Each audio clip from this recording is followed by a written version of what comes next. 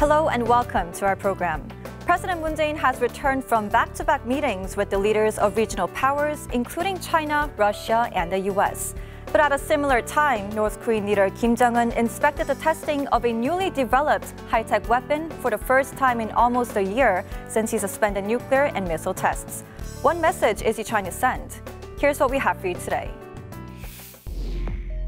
On this week's A Road to Peace, we discuss the message behind North Korean leader Kim Jong-un's recent field inspection of a weapons test.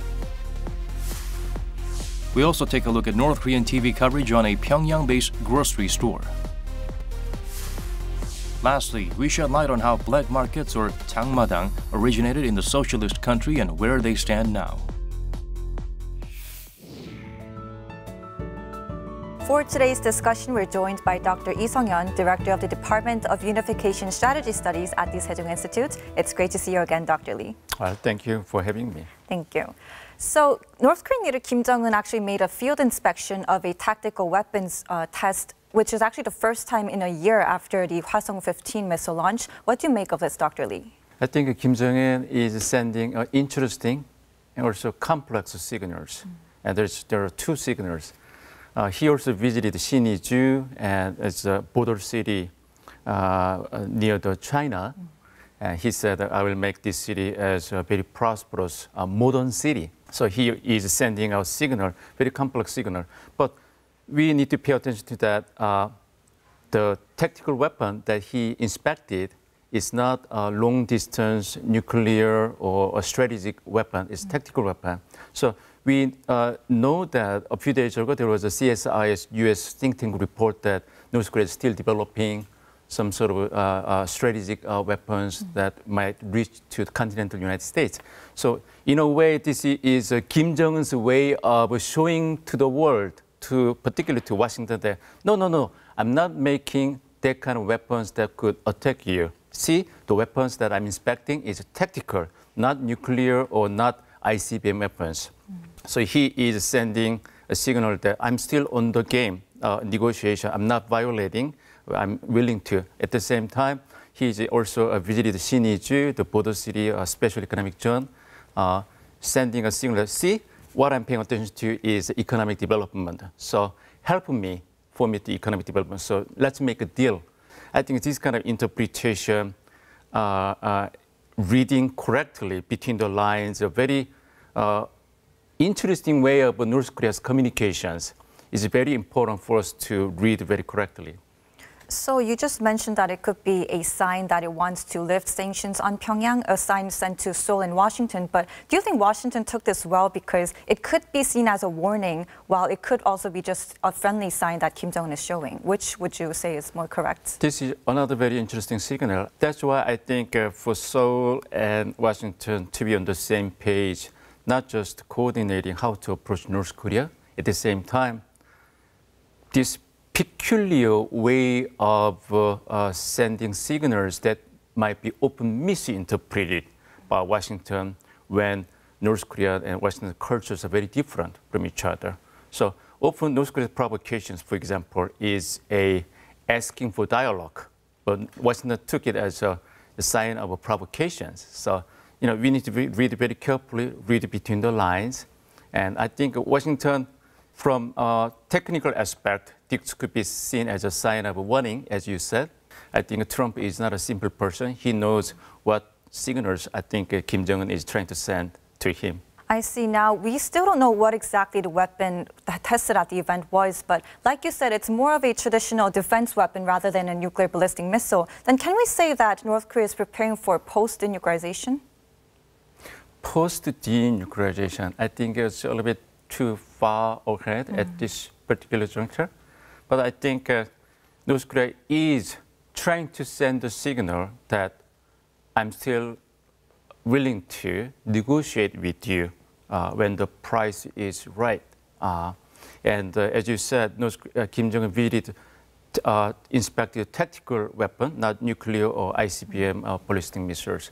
That means that he's using a tactical weapon to send a strategic signal to Washington that, I'm still on the path for denuclearization negotiation is still open. I think the deal is not off yet. I think this is the message. So it's not exactly a serious military provocation, and North Korea is trying to send a signal. But when they don't work, what will be the next move made by Kim Jong-un? Will he keep on testing of weapons, or will there be another kind of signal sent to Washington and Seoul?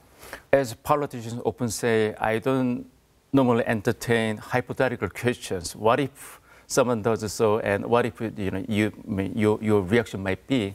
I think we are at a very critical juncture in this several months of negotiations between North Korea and United States about denuclearization. That's why I think right now there are some moves between Seoul and Washington. They just started a working group task force team to not to lose the momentum, at the same time coordinate their strategy toward Pyongyang, at the same time check some of the boxes, what they need to do, including continue to maintain UN sanctions. There are some different ideas or different ways of approaching the issue, I think, from Seoul. So those kind of issues, how we look at the denuclearization map, I think the goal is the same, but how to approach the issue and how to solve the methodology, maybe there should be some coordination between Seoul and Washington. These kind of steps are very important. Now, while all this was happening, President Moon was going to the summits on APEC and ASEAN meetings. He also had one-on-one with the leaders of the regional powers, including China, Russia, and the U.S. But he was trying to shore up support for his peace drive on the Korean Peninsula. But with Kim's recent actions, would there be some kind of negative impact on the inter-Korean relations? Maybe or maybe not, and hopefully not. Hopefully not. But we can look at it this way. Kim Jong-un, for the last several months, reached out to the world, met with Xi Jinping, Trump, Moon Jae-in. And this ASEAN summit and APEC summit is the also gathering of world leaders. And he is the one who is excluded from the show. So Kim is also telling to the world that I'm not a dead horse. I'm here, so you should remember me. So I think he also wants to, in addition to what I just said about the motivation about visiting, inspecting the tactical weapons sites and visiting the Siniju, I think he's also sending a signal to the world that I'm not a dead horse, I'm here, so remember me. And I think this is one of the signals they want to send. Now, some are actually concerned that an increased amount of influence by China on the Korean Peninsula affairs would actually complicate the big picture, because already China has been pushing for the easing of sanctions on the North, and that's actually not in line with Trump administration's policies. So would you say this would work in favor of the denuclearization talks made by North Korea and the U.S. or work against? According to the official view from the Trump administration, China is still playing constructive role when it comes to North Korea's denuclearization. But when, for example, very tough sanctions last year and until probably early this year, and then kind of fizzed out a little bit. But analysts like me, also analysts in Washington, we think that China is sometimes often have a generous face, two faces. On the one hand, it is showing the appearance of cooperating with Washington. At the same time, it might also leave a backdoor open that help North Korea to avoid the sanctions. For example, there are increase of smuggling between North Korea and China, and the border trade is increasing. At the same time, there is also big power politics between Washington and Beijing. When they have a very bad relationship, but still they want to leave a symbolically positive aspect of a symbol of cooperation. That is North Korea. Washington wants denuclearization of North Korea. China also wants denuclearization of North Korea. So using that as a symbolic commonality between the two, they always try to emphasize the need for cooperation between the two countries. At the same time, China also continues to send a signal that if you want to solve the North Korean issue, you need my help. So this is, China is using North Korea to send a signal to Washington. Now, Sometime in the future, if I'm a strategist sitting in Washington, as you said, these complex dual roles played by China, Washington might have to make a decision whether to solve the North Korean issue with or without China's help. I think Washington has to make the strategic decision at some point amid deepening rivalry and competition between Washington and Beijing at some point. I hope that things will work out between the two, but from strategic perspective, if we see this as a game, I think at some point, if things between the two countries, Washington and Beijing, the relation goes very bad in the future, at some point, I think they have to make a decision what to do about the China factor.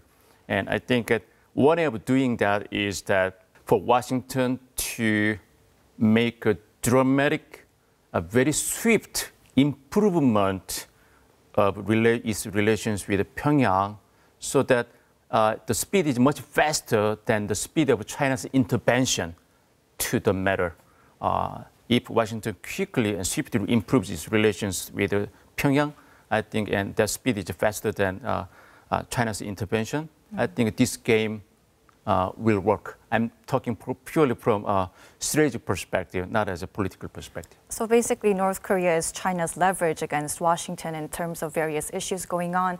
Well, let's move on to things going on inside the North Korean regime right now. As always, we will now watch clips from North Korea's KCTV to better understand the country's culture and society.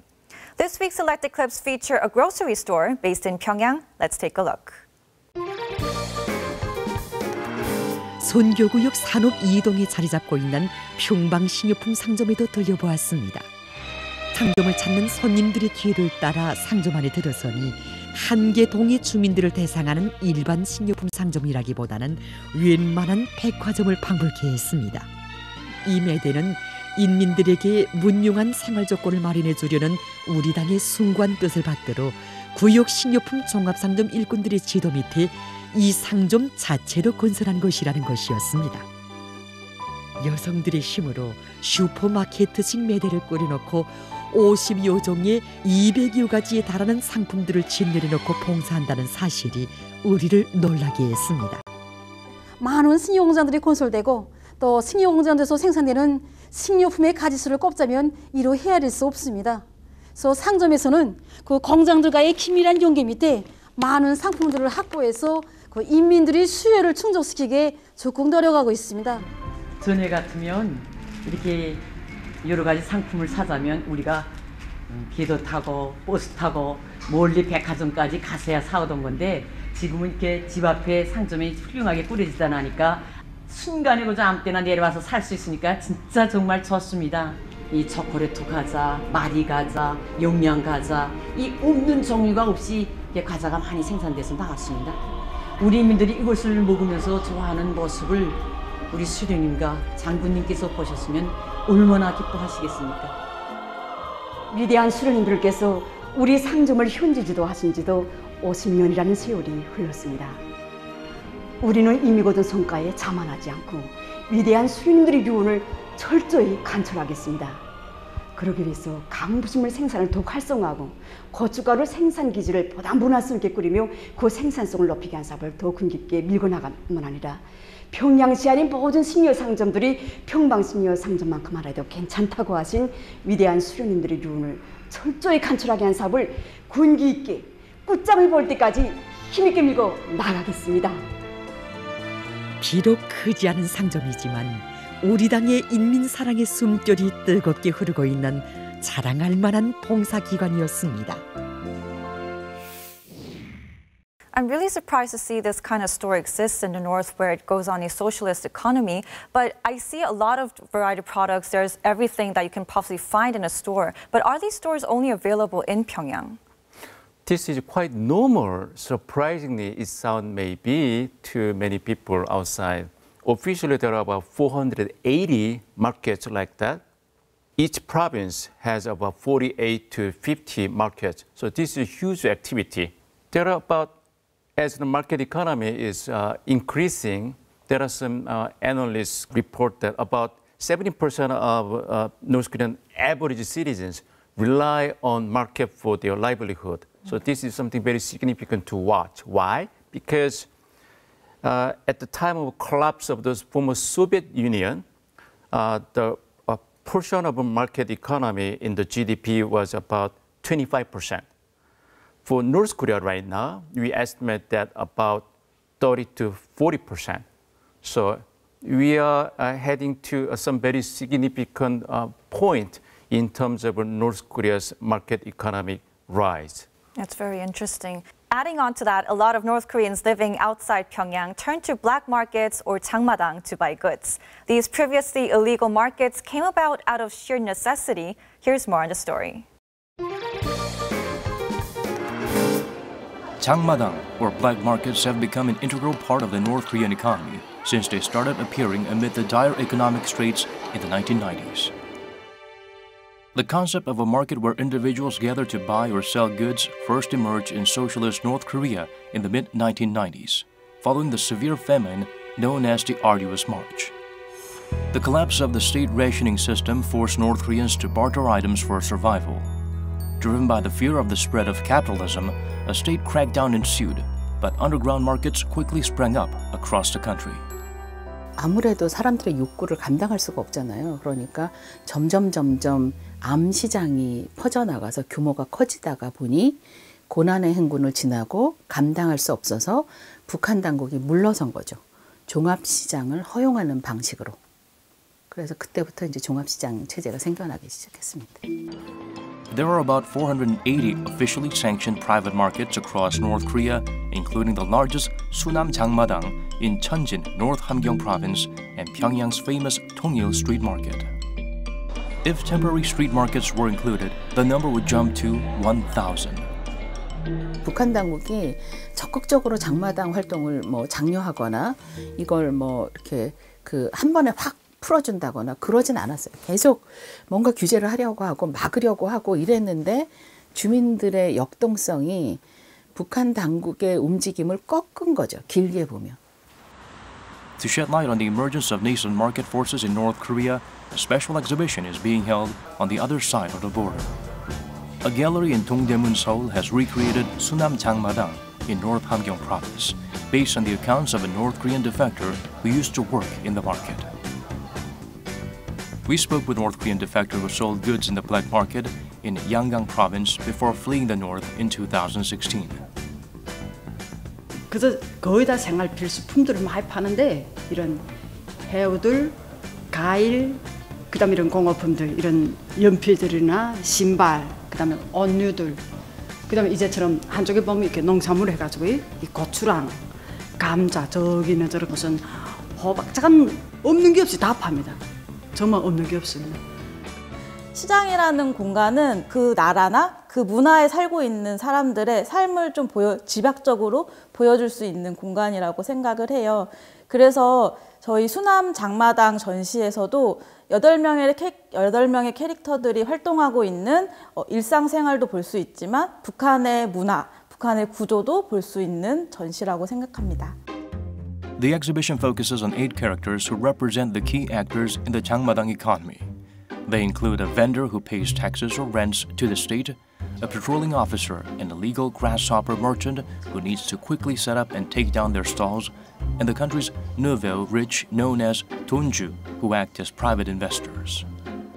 The illegal grasshopper merchant should hop around to avoid the patrolling officer who makes the rounds to collect rents from the vendors. 관련들은 오직 공통의 환장을 다 끼고 안경 꼈으니까 관련들 얼굴을 다 안단 말입니다. 먼 발치에서 그다음부터 망 보는 사람들이 있습니다. 이제 예를 들면 공업품이랑 좀 기중품들 팔 땐 뒤에 세대주들라든가 아들들 좀 건장한 사람들 뒤에 딱 직격이 있단 말입니다. 먼 데서 이렇게 딱 보고서 이제 단속원 들어오면 온다 하면 벌써 순간에 물건 폐안 놓고 구루마에다 놓고 거기다 이렇게 가지가지 다 놓고 구물을 딱 씌워놓고 있단 말입니다. The exhibit offers a rare glimpse into capitalist-style markets within the socialist economy. How do visitors feel about them? 우리나라 시장이랑 좀 비슷한 것도 있는 것 같고 좀 특이한 것도 있어서 좀 재밌는 것 같아요. It was very interesting to learn about the free market economy that's starting to exist with more than 400 different markets in North Korea, and also to know the specific about the types of trading, transport, businesses, profit margin, and food, that they have also different food, and so it was very interesting and interactive. The 장마당 generation is one of the key words that best define today's North Korean economy. It refers to young North Koreans in their 20s and 30s who came of age after the collapse of the socialist economy in the 1990s and grew up in the market economy. 대부분의 젊은 사람들은 우리한테 국가가 해준 게 뭔데? 배급 한 번 받아본 적이 없는데 이런 생각이 있거든요. 그리고 내가 알아서 먹고 사는데 왜 해주는 것도 없으면서 이런저런 참견을 하려고 해? 왜 이것저것 내라고 해? 하는 불만들이 여기까지 차 있죠. Following the spread of black markets and the introduction of the market economy, the 장마당 generation grew up under capitalist influence. There are differing views on how the demographic, which accounts for more than 40% of the country's entire population, will bring about social change within the North and affect inter-Korean relations.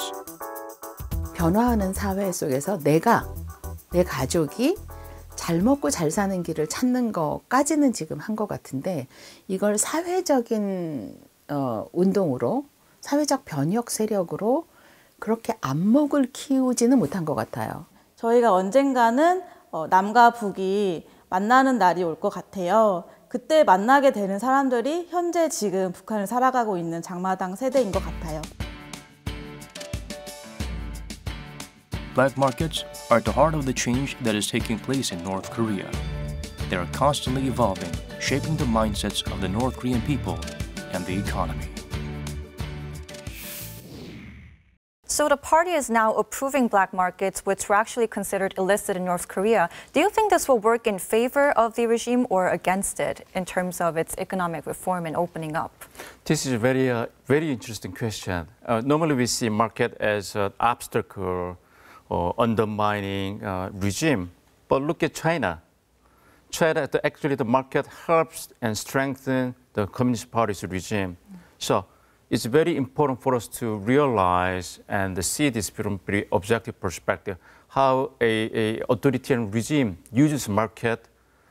Authoritarian regime is not just about control 100%. When they see the desires of people, they selectively allow that to happen and they give them to them. So when they restrain some activities of people, they also allow something to happen to them, what they want. So this kind of control system is a very clever system. And at some point, I think, particularly this young generation, we call 장마당 generation, those young people who were born in the 80s and 90s, they grew up in this very new market-oriented country, very different from their fathers or mothers' generation. So I think we have to, when you approach North Korea, we have to look at it from a long-term perspective, how this generational change might transform a country, because when we analyze a state system change, we normally look at the economic reform period. And we see that as a very important signal when the political system might change. So this is something that we have to watch very carefully. So you think that the 장마당 generation will help foster North Korea's opening up and reform in the long run? Definitely. So if you want to transform North Korea to become a normal country, I think we have to introduce more market elements to North Korea, help North Korea to join the international organizations like IMF, WTO, Asian Development Bank. It might sound undermining the current UN sanctions regime, but normally when it comes to sanctions, it's, when we want to transform a country's behavior, we need both carrots and sticks. Sanctions are sticks, but also we need to judiciously use the tool of carrots when it is helpful. And I think encouraging the market activities are good for helping North Korean citizens to be much more aware about what is happening outside, because the younger generation that I just mentioned, they are very familiar with South Korean K-pop and South Korean dramas, and they watch this and they enjoy it. At the same time, it gradually helps them to waken up to what is happening in the outside world. So this kind of information into the influx to North Korea is good for North Korean citizens, and also good for North Korea to be becoming very slowly but steadily to become part of integrate into the international community. Well, I think we had a very interesting discussion today. Thank you, Dr. Lee, so much for your insights today. Well, thank you. Thank you. It would be interesting to see how young North Koreans who grew up under capitalist influence and their young leader will drive positive change for the country, both in terms of economy and security of the Korean Peninsula. Well, this is where we wrap things up. We'll be back next week. Thanks for watching.